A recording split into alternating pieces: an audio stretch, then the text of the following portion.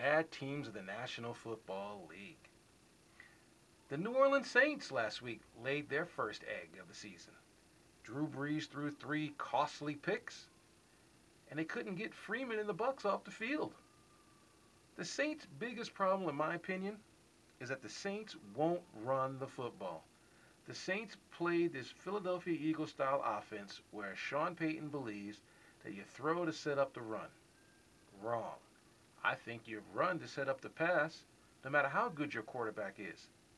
And the bottom line, yes, the Saints won a Super Bowl playing that style, but there are certain weeks during the season where it doesn't work. And so, losing the way they did to the Bucks last week lets me know that if they had any kind of running game, they would win. It's a bad division loss, but you have to expect you're not going to win on the road all the time. They had 4 pretty impressive wins, but got to run the football some, folks. The NFL stands for not for long, and the reason why it's not for long, because sometimes teams pick up what you do, your tendencies, you know. That was the point I was trying to make with the baseball thing, where when you keep bringing in the same relief pitcher sometimes, teams get used to that relief pitcher. And so change it up a little bit, New Orleans, and you'll be fine. The next 2 teams, they're on this list because, you know, maybe they need a wake-up call, and I'm giving it to them. How about Detroit? Detroit, the last 3 weeks, have shown some serious holes. Yes, they have 1 loss, and so no one is, you know, I'm not jumping off the bandwagon or I'm not criticizing them. But the bottom line is, you have to play 4 quarters of football. You just can't win with second-half comebacks. And both Buffalo and Detroit, my next 2 teams I'm talking about, that's the way they play. Teams get used to the way you play. Teams say, okay, we can't take them for granted anymore because they are for real, so let's take it to them. And that's what the 49ers did to them. And the Giants last week against the Bills, the Giants' offense was pretty sharp. In the second half, Bradshaw started getting some confidence, started running the ball well. Manning threw the ball well. But Buffalo keeps this thought process that they can just come from behind because they have this offense that, you know, has essentially no fear. Well, sometimes you get caught. And personally, I think that Detroit's situation is worse than Buffalo's because I think Detroit, now that Best is injured, you know, this is kind of when the wheels start to come off. I mean, it's terrible that the attention being put around this team this week has been about the coach and about the trade that didn't happen. I mean, you heard this about the running back Harrison that was traded to the Eagles, and because of Javid Best getting a concussion, they traded Harrison for the Eagles to get Ronnie Brown to be a more every down back, and it saved Harrison's life. He had a brain tumor, and this is Javid Best's 3rd concussion. So, and plus they lost their running back that they drafted, Michael LaSure, for the season in the offseason. So, the wheels might start to spin off Detroit a little bit. They play Atlanta this weekend, who is not going to be bothered by the noise in the dome, who also knows this is a huge conference game because you want to stay one up on your conference foes. This is a big week for them. And it's a bad time to start playing sloppy. And Buffalo, folks, let me tell you something. Buffalo's tough to watch. They're good, you know, they're bad on your heart is what I'm really trying to say because you just don't know. One week, one play, they look like, you know, the Bills in the 90s, and the next play, he's throwing the ball to the other team. Not for long, baby. NFL, that's what it stands for.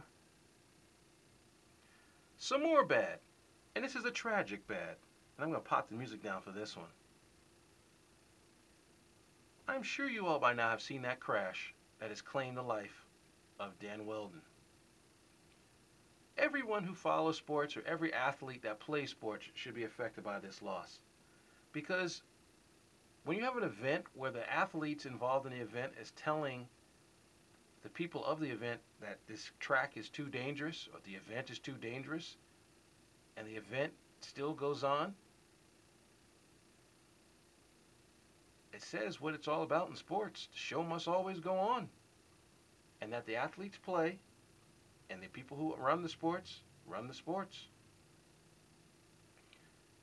And the freakish thing about this accident, too, is before people found out that Dan had died, all the drivers came out saying, this is going to be the first one. There's going to be another pileup like this when we restart, because this track is dangerous. And no one seems to be blaming the track. And on a day where it was supposed to be the final race of the season, it was supposed to be a celebration of the season. A celebration of him because he won the Indy 500 after being the bridesmaid the last couple of years. The celebration of Danica Patrick's move on to NASCAR. It turned into a disaster. And I'm still shaken by it because I still picture that, just seeing him just, hitting those cars and then crashing into the gate, and me thinking about, just visualizing what exactly physically happened to him. It's just very numbing.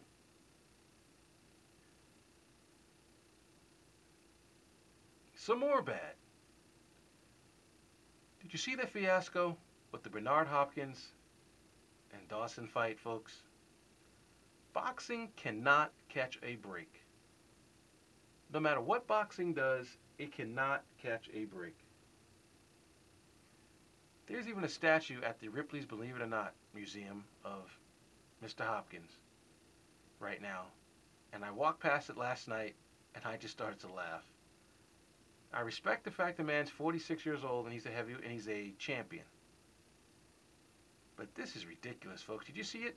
He gets body slammed. HBO will be showing it tomorrow night, I believe. He was body slammed by Dawson. Then he couldn't get up to fight anymore because he said his shoulder was hurting, and so the referee counted him out, thus giving the victory to Dawson, which is the rules, what the referee's supposed to do. I'm speechless because I'm a boxing guy. And I get into these discussions about MMA and boxing all the time with people because the MMA people think that boxing is a farce. Well, boxing might be a farce, and yes, the last two major events, Mayweather gets involved hitting a guy with his hands down, and this one with the body slam. At least the sport is still about the fighters. The MMA sport, is like wrestling. And I don't mean in terms of being fake. I'm just saying it's like wrestling because the money doesn't go into the sport. It goes into the pockets of the organization. It doesn't go into the fighters. I mean, perfect example of that is Fox is showing a heavyweight championship bout on regular TV. If it went to the fighters, it'd be on pay-per-view. And so I kind of have a hard time taking a sport seriously when the people doing the fighting ain't getting taken care of. Boxing, in a way, reminds me of rappers. Now, you say, what do you mean by that? You remember, it was like this time period in the hip-hop culture where every time someone had a new album coming out, they did something to get in trouble. They got arrested. They got, a speeding ticket they did something on TV to get themselves noticed. That's what it sounds like boxing is doing right now. Boxing is trying to make people remember it, and it's remembering it for the worst reasons. NBA action was supposed to be fantastic. Boxing is like fanatical right now. I mean, it's just nuts. It kind of scares you for this Pacquiao fight. You got a feeling that someone's going to, come from the audience and get into the ring. We'll talk about that in a second. What happened last night in the UCLA game, absolutely ridiculous. And we'll do that on 89.7 KLES FM after this. How'd you like that?